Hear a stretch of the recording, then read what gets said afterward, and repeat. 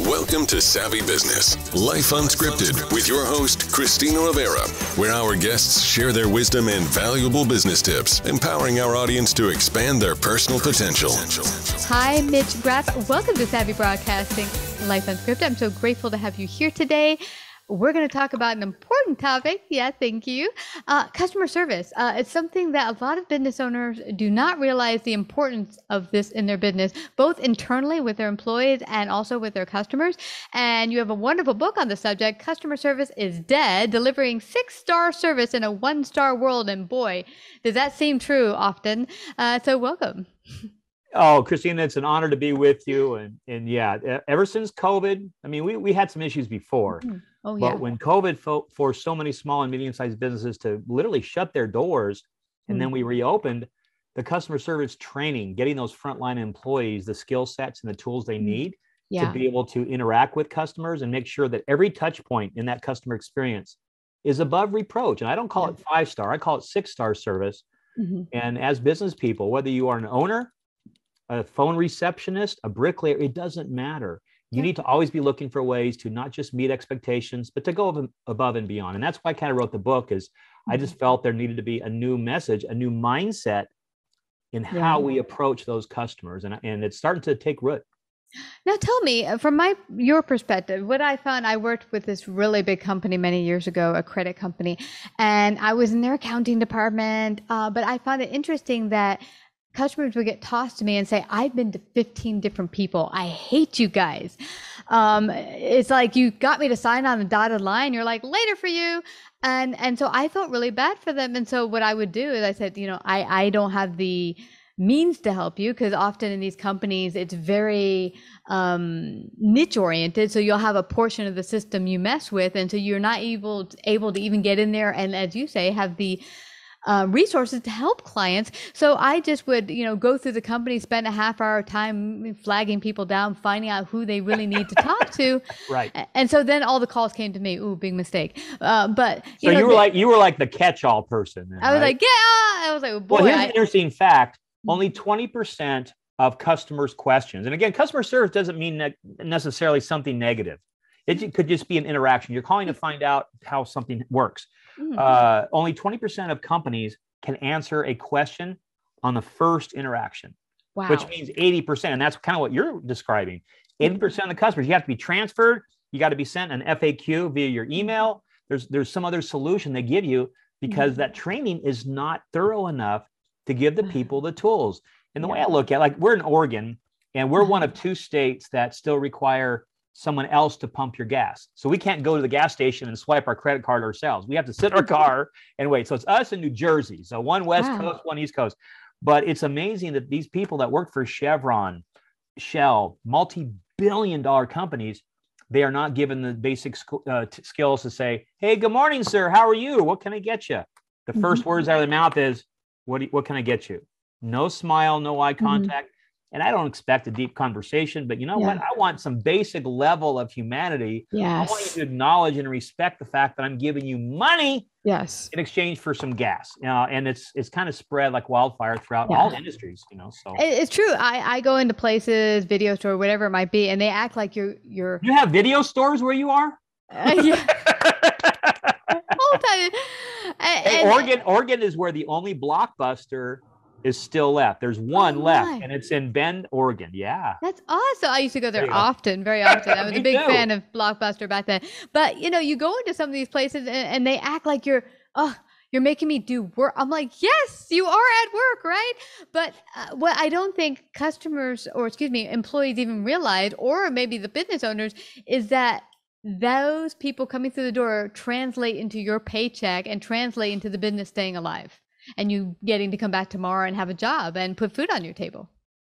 Absolutely right. Absolutely right. And the world goes around with customer interactions. And I know there's a whole new trend right now, is trying to make a living online with your computer. You can be a digital nomad and be on a beach in Maui. That's not 99% of what the world does. We buy and sell physical products. Brick and mortar is still the backbone of our economy and the world economy, which requires people in there on that front line delivering service for these big brands. And it just makes sense to me And before something becomes an issue, it makes sense to me to make sure that your business has systems in place that basically takes care of any potential negative that could happen, right? Yeah. If you're used to getting a 20-minute hold time and that's not good, figure out ways, break down that system that makes people wait for 20 minutes on hold and rebuild that system with fewer moving pieces so that you can get to somebody instantaneously. I did about 2 weeks ago. I went on a website for one of the companies I have done business with for 20 years. No phone number, no email listed. They did have a thing that said instant chat, instant chat. So I clicked on it and I didn't have a lot of time, but I wanted to wait just to see how long it took. 18 minutes later, Christina, a live body came on and said, how can I help you? And I said, well, I just wanted to wait to see how long it took, but I don't have time. Thank you. Anyway, goodbye. 18 minutes for an instant chat. So what's happened is all of our blood pressures have went up, but now we accept mediocrity. We are accepting this dumbed down customer service reality. And I want to raise the tide. The raising tide lifts all boats. I want to figure out a way that we can expect more from the businesses we do business with. How simple does that sound, right? It does. And I think also if we all approach life with how can I give my best, both as a business owner or even a customer, because I know right now with things being the way it is around the world, a lot of problems, people come already stressed and angry. And you want to make the experience, like you said, you want humanity. I remember going into my husband's a pilot. I went to the flight school and said, we need some oil. And they're like, huh? I'm like, oil, that thing you put in the, engine to make it not seize. And they looked at me like I had two heads. I'm like, oh my gosh, this is a flight school, right? No, but it was that. And so I think, and you're right to the point of the digital stuff. It is great. It allowed us to, when necessary for a lot of businesses, to be able to keep things running, to have the Zoom, whatever. But we can't forget humanity and that touch point connection. I think that's why we had a lot of suicides the past 2 years. And humanity needs humanity. We need connection. And just making sure that if you are an entrepreneur or you're a manager of a business, look at every single thing in your business where a customer comes in contact, whether it be the front of your building, a website, a business card, a phone center. Look at all those potential touch points and make sure that they're efficient and customer centric. And it's a different mentality. It's a different approach than a lot of people have. Like, well, how can I automate? How can I downsize my staff and minimize how much money I have to spend on my payroll? What can I do to make my website answer all the questions? That is not the answer for the future. And there's more businesses going out of business because of customer service than ever before. And that's true. I have a friend that's a vice president at Yelp. There's more 1- and 2-star reviews being posted right now than in the history of the company because there's a lot of businesses out there that just don't get it. Yeah.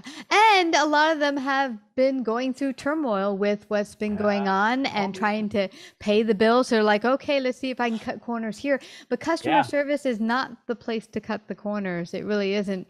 It's interesting. There's a company I was doing business with. I was ready to just throw in the towel because I had the same problem waiting on hold forever and sending a couple emails.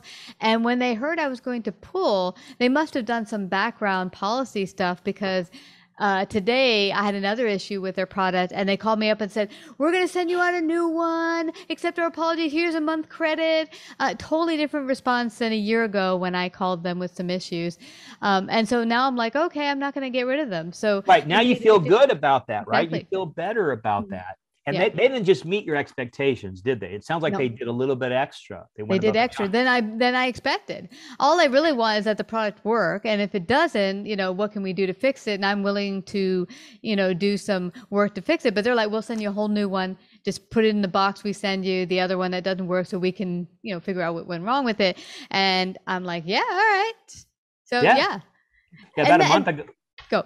Oh, I'm sorry. I was saying about a month ago, my 7-year-old daughter and I were watching a show, and there's a commercial from a company called Mix Tiles. What you do is you upload photos from your phone, right? We all take pictures, and they never see the light of day. Back and when I was growing up younger, we would print, right? Take film in. Well, you upload to their software.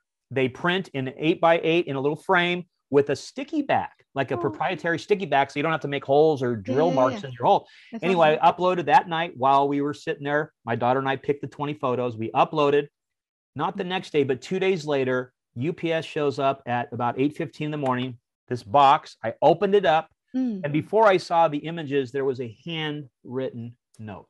Wow. And that's something I've been preaching for years, is the little thing. I mean, we have a couple of big Amazon stores for one of my manufacturing companies. Every single box that goes out, there's a handwritten thank you very much for your business. Wow. How simple is that? But again, it's one more cog in the wheel. It's like, that takes more time, manpower. Yes. I just don't have, that little touch, that little thing. And you will not believe how many times we get a phone call or an email, or we see someone at a show that says, you know what? I got a thank you note from you guys. Thank you so much. That just endears you to a brand more. So if you're listening right now and you can have the power to do something like that, figure out a way to do a handwritten thank you note. It doesn't have to be 10 paragraphs, just thank you, exclamation point, sign it, smiley face.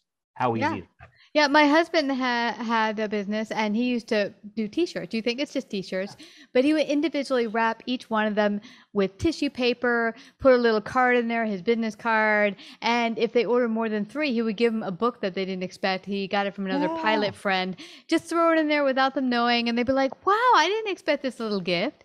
But it's good. There's very creative ways to find ways to endear yourself to your customer, but also to bring humanity back to the world, because like the world's been hurting. It's been a lot of chaos, and you could just make the day for a person who's just been really miserable, maybe depressed, and that little thank you note could just be not only endear them to your company, but also just make their day so they don't feel that much more like the grudge, the kind of, and if we all just do our little part, I love it. if we all just give a little bit extra, and like you said, that humanity, bring that back to the equation. If we all can do that, just think how much nicer the world would be. We'd get along more. There'd be no this silo and that silo, and I'm right and you're wrong. And the answer usually isn't you're right and I'm wrong. The answer is usually in the middle. And that's when we compromise and work together. And good business and good customer service really is about compromise and meeting the customer halfway or going a little bit more than halfway. It's a very simple and easy equation, a nice recipe. And I love cooking and barbecuing. And I look at good business principles as just a recipe. You get a little bit of this, a little bit of that, throw a dab of that in there. Before you know it, you have a plan for a good, solid foundation for a business, whatever you want to do. Yeah, and let's talk briefly to, let's say like the person or product I worked with had an issue and they went far beyond what I expected. Have you found a good recipe to deal with issues that come up that make the customer unhappy, and how you deal with, say, an unhappy customer that calls you on the product, service, or information? Absolutely. And that could be with a phone call. It could be a personal visit in your store. It could be a negative review left online somewhere. Got to answer those. Yeah. Number one is you have to immediately acknowledge the customer's feelings. Doesn't matter if they're right or wrong. Let's put that aside, okay? You have to immediately acknowledge. You need to take responsibility, take the hit, and then hear them out. God gave you 2 of these and 1 of these. I didn't mean to point to my nose. 2 ears and 1 mouth for a very specific reason, and that's because we're supposed to listen more. So hear them out, be compassionate, be empathetic, understand where they're coming from, and then solve the problem quickly and efficiently. And what does that mean? Well, every situation is going to be different. But what I do know is you cannot let it fester, because 1 negative can turn into 20 overnight. Yes. People have no problems thinking their opinion matters, which it does. But with social media now and the instantaneous value of taking a phone and taking a video or a picture of a disgruntled clerk or cashier or whatever, the ability for them to touch hundreds of thousands, if not millions of people like that is a very powerful thing. So you need to make sure you take ownership, acknowledge their feelings and emotions, and then offer a solution that not only meets their expectations. Don't just fix the problem, go above and beyond, and then figure out what that means. That doesn't cost a lot of money to do that. It just takes a little bit of time and some empathy and some compassion, and that word we keep talking about, that humanity. Yeah, absolutely. My husband had a customer call in about one of his T-shirts, and he ordered a 3X, and he said, "What's wrong with your T-shirts? It doesn't fit me." La la la la. Well, he could have just hollered back at him and said, "Well, you're just fatter than a 3X." But you're not going to do that. So he said, Right. no worries. We do carry up to a 5X. I will send you out a 4X and 5X just because we want to make you happy. It costs a little bit more and it's on us. But you know what? He's come back 5 times and bought several more items because of that experience. And that is a proven thing. If you take a potentially negative situation and you convert that to not just a happy customer, but a raving fan, someone that will go to the highest mountains and proclaim your joys and how great you are, you now have gotten one of the best customers that the world could ever ask for. So you take a negative, turn it into a positive. And I can think of situations where I've had negative experiences. People have gotten me past that. Yeah. And I've done business with them for many, many years because they fixed it, went above and beyond. And here I am, a happy 6-star customer. That's awesome. Well, where do they get a copy of your book? Find out more about you. You're at powermarketing101.com, correct? Is your website? Yeah, that's my educational website. It talks about my coaching, mentoring, and my speaking and workshops that I do. You can go to Amazon. It's available all around the world in your favorite bookstore. You can also go to 6-star.org. And we are giving away a free book, a free paperback. You pay a little bit of shipping and handling, and we'll ship it anywhere in the United States. Either that or just go to Amazon. You'll have something in 2 days. That's awesome. Well, I just have to thank you again, Mitch, for sharing your great wisdom at this very important time. Yes.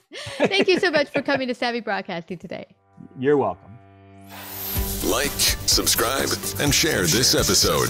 To listen to more savvy episodes and savvy biz tips, go to www.lifeunscriptedradio.com. To find out about our paid sponsorship opportunities or how to become a guest, email Christina at lifeunscriptedradio.com.